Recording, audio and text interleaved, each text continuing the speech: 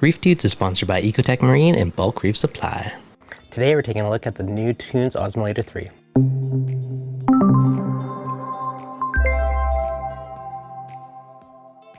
What's going on, guys? Devin from ReefDudes. So I need a new ATO, so I decided to pick up the Osmolator 3. I've used the 3155 many times. It's been amazing. Never really had an issue with it.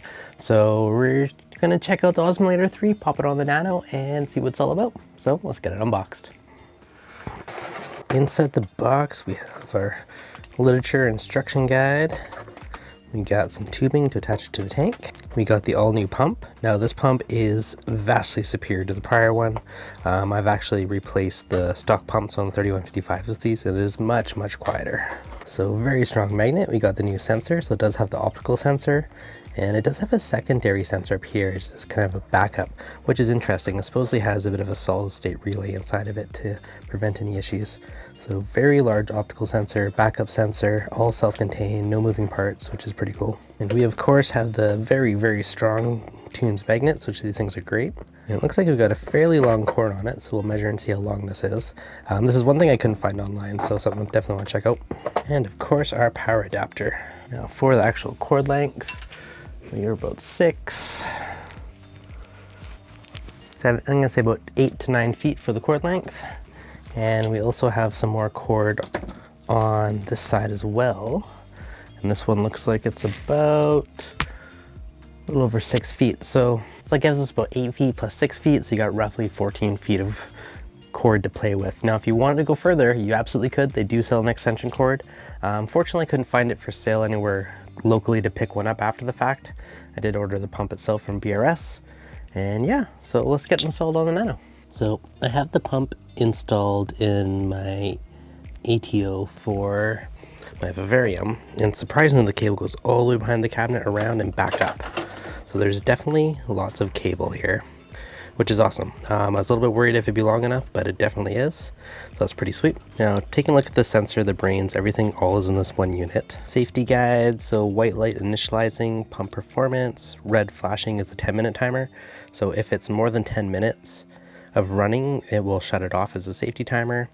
Orange flashing, dry running, green light, water okay, blue light, water low dosing, magenta means an error, magenta flashing, pump not connected, and orange, pump is blocked. So it has tons of built-in safety features. I believe the second sensor is actually like a temperature sensor, so it tells the difference between the change between air and water, and that's what it does. So cool to see the different technologies. And I was just reading it, it looks like this works on up to 15 mil glass. So no problem on the Nano in most sumps.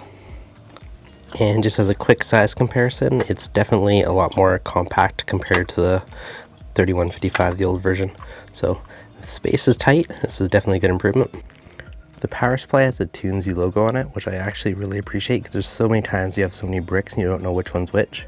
So that's a nice touch. Plugged it in, we got the white light flashing, which means initializing, and it should start filling. And our water is starting to flow through. Now this is on the lower mode right now. There's also a boost mode you can do, which will make the water run out faster. And to do that, you unplug it and plug it back in 3 times rapidly, and that enables the boost mode. And she's full. If you kind of see through the gap, it's kind of hard to pick it up on camera, but there's a very faint green light from the inside. That means water level okay, so it's done filling. And yeah, so there you go. There's the initial setup of the Osmolator 3. We'll give it a few days and we'll do a little bit of follow-up. All right guys, so it's been just shy of a week and so far it's been working flawlessly. I don't even notice it kick on, which is a great sign. Now the first day it was a little bit noisier, but it was more just the cavitation from getting the air out.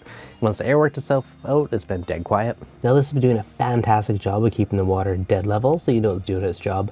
And one thing I actually appreciate, the other one had a very loud alarm for when it got too high. This one doesn't.